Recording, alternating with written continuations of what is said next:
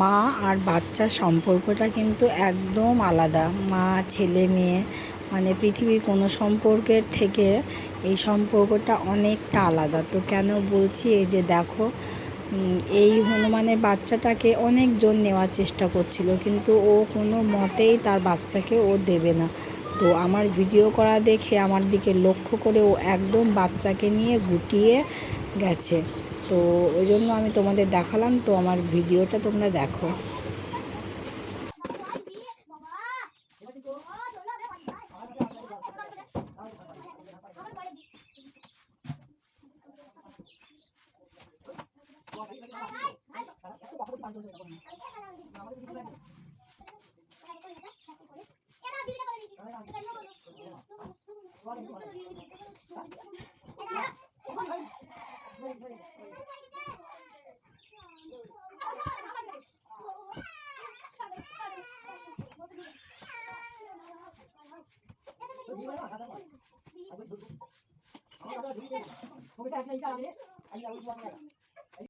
তো বাইরে চলে এসছি আমি, দেখো ঘরে বিছানাটা তুলে গোয়াল ঘরে সোজা গোয়াল ঘরে চলে আসলাম। তো গোয়ালটাকে পরিষ্কার করে নিই।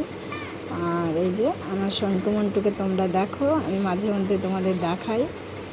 তো গোয়ালটা পরিষ্কার করে নিয়ে আমি কাপড়টা ছেড়ে চলে যাব আমার নিজের অন্য কাজে।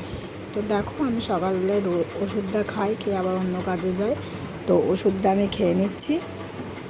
নাহলে বলো তো, এখন যদি সকালবেলা না খায় তোমাদের দাদাভাই বকাবকি করবে, আর আমার একদম মনে থাকে না ওষুধ খেতে। তো ও সকল সময় মানে দুবার আমাকে সকালে আর সন্ধ্যা মনে করিয়ে দেবে ওষুধটা খাওয়ার জন্য। তো চলো আমি ওষুধটা খেয়ে নিই। দেখো ওষুধটা খেয়ে নিলাম, এবার রান্নাঘরে যাই, চলো। ভিডিওটা দেখার জন্য তোমাদের অনুরোধ করছি, আশা করি অনেক ভালো লাগবে, অনেক আনন্দ দিতে পারবো। তো চলো শুরু করা যাক। তো আজকে দুটো দিন, একটা স্পেশাল দিন ফাদার্স ডে, মানে বাবার জন্য একটা খুব ভালো দিন। কি বলবো বলো তো, যদিও বাবা আমার কাছে নেই, তবুও বাবা বাবা তুমি অনেক ভালো থেকো, আর আমাদের অনেক ভালোবাসা দিও তিন বোনকে, যেন তোমার ভালোবাসা সারা জীবন আমাদের আগলে রাখতে পারে। আর একটা দিন কি বলো তো, আজ মনসা মায়ের পূজা, মানে দশহরা পূজা। তো পূজাটা আমাদের আছে, কিন্তু মানে আমরা পূজাটা করতে পারবো না, কারণ আমাদের কালো সুদ, ওই জন্য আমরা পূজাটা করতে পারবো না। তো তোমাদের কার কার এই পূজাটা আছে তো আমাকে কমেন্টে জানিও। তো মা স্নান করতে যাচ্ছে, আমাকে দেখছে আমি ভিডিও করছি। তো চলো ভিডিওটা সম্পূর্ণ দেখো। কি বলো তো, যে কোনো জিনিস সম্পূর্ণটা না দেখলে বুঝতে পারা যায় না। তো পিসি বাড়িতে পূজা হয়েছে, আমাদের এখানে কিভাবে দশহরা পূজা করা হয় তোমাদের দেখাবো। যদিও হয়তো আমি যখন মানে ঠাকুরমশাই আসবে তখন আমি হয়তো দেখাতে পারবো না। তো কখন আসবে তো আমি জানি না, মানে সঠিক টাইম নেই।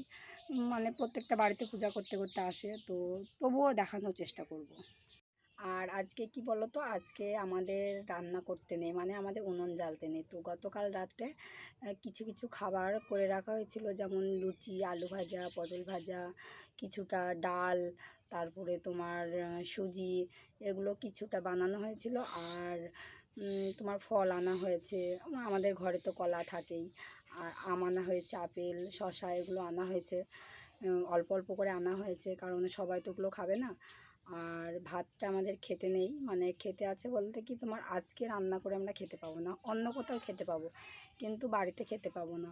তো ওই জন্য আজ রান্না বান্নাও নেই। তো আমি ভাবলাম চলো তোমাদের সাথে একটু গল্প করা যাক। তো দেখো এখানে আমাদের একটা টবের ভিতরে তোমার গাছ পুঁতে মনসা পূজা করা হয়। তো এইটুকুই তোমাদের দেখালাম, চলো বাই বাই, টাটা।